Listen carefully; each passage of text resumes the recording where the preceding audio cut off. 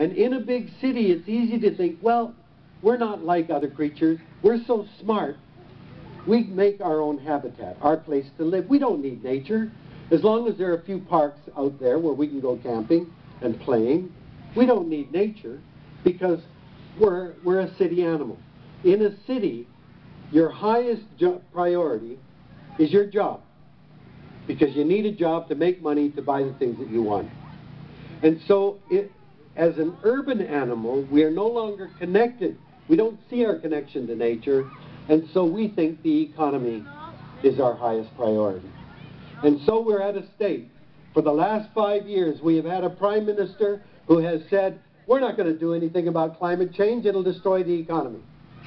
So he is saying that the economy comes before the very atmosphere that keeps us alive. And now Canadians have given him a majority government. So let's see what's going to happen. But I can tell you it is suicidal to think the economy comes before the environment. Well, I want to remind you, the word economics comes from the same root word as ecology. Ecos is the Greek word meaning household or domain. Ecology is the study of home. Economics is the management of home. What ecologists try to do are find out what are the conditions, the principles, the laws that determine whether you survive and sustain yourself. Pretty good bit of information. I would have thought any group in society would say, well, before we do that, wait, what do those ecologists tell us? Because we don't want to do anything that will violate those conditions or principles.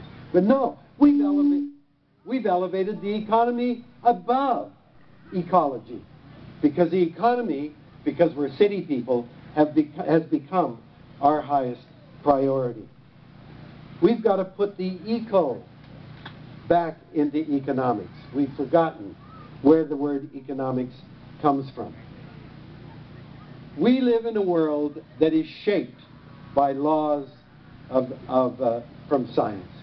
In physics, we have the first and second law of thermodynamics, and that tells you you can't build a machine, a perpetual motion machine. It's impossible.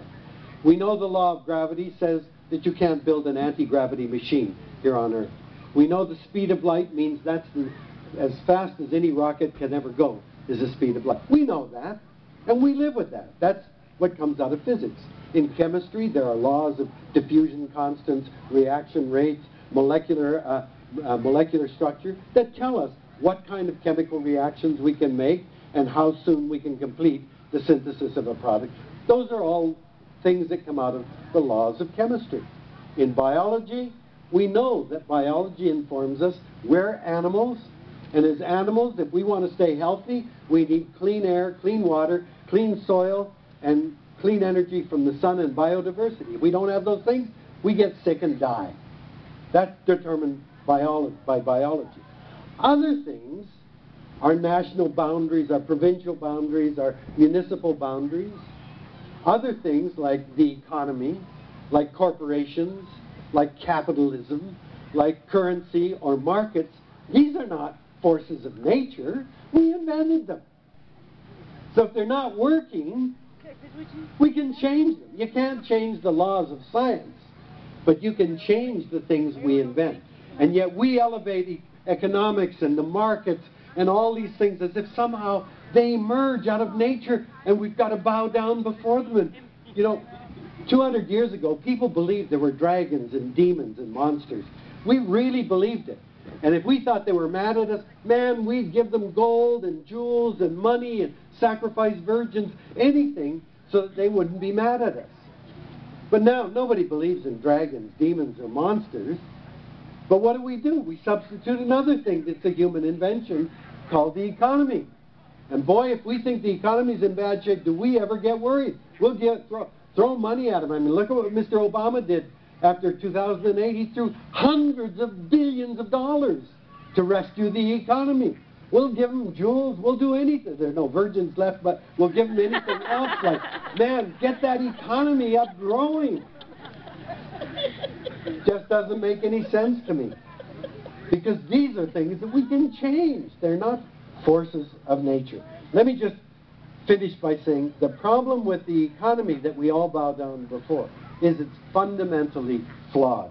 And this is why when you negotiate with corporations as Anishinaabe, the problem is that this economic system that you're arguing about is all screwed up. You see, if you're arguing about a forest, for example, a logging company can tell you, okay, the value of that forest, they can give you the volume of timber or the volume of pulp that they can get out of that, the number of jobs, profit. They can give you an economic estimate of the value of that forest. Then you come along and you've got to try to say, well, maybe we'll have ecotourism, maybe we can pick some berries, and maybe we can find some medicines, but hell, I don't know. So you don't have anything concrete.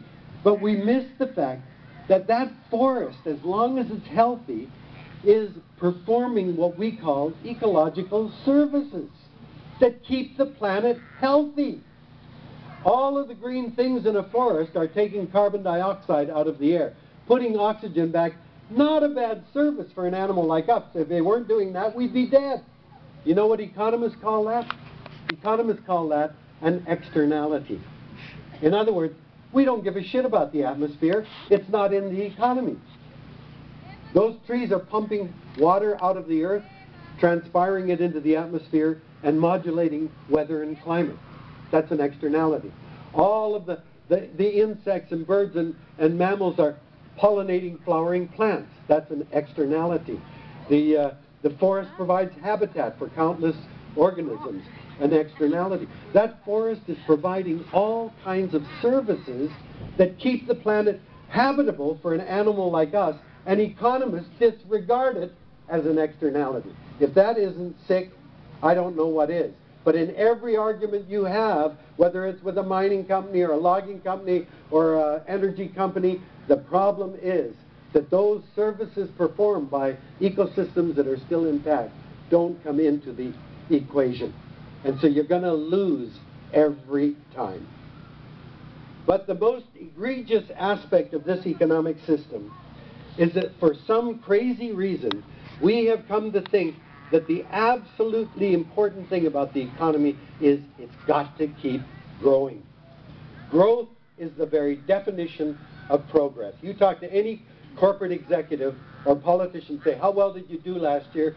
Within a minute, they'll be saying, well, in terms of growth of the GDP, growth of market share, growth in profit, growth in number of jobs, growth is the very definition of progress. Nobody wants to stop progress, but if growth is what is progress, we never ask the important question. What is an economy for? Aren't there any limits to the economy? How much is enough? Are we happier with all the stuff that we can buy at Walmart that comes out of the economy? Is that what we don't ask those questions. It's just, we got to keep the economy growing. Now I'm going to end by showing you this is suicidal. We live within the biosphere, the zone of air, water, and land where all life exists. It's very thin. If you reduce the Earth to the size of a basketball, the biosphere would be thinner than a layer of varnish you paint on that basketball. That's it.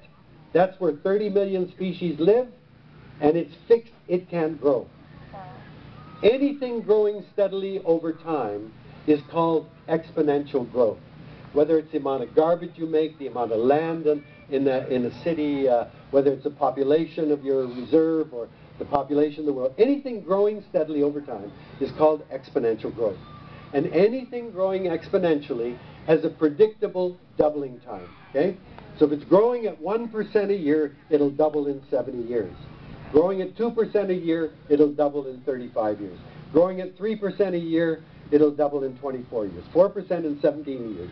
Anything growing exponentially has a predictable doubling time. I'm going to give you a system analogous to the planet. It's a test tube full of food for bacteria.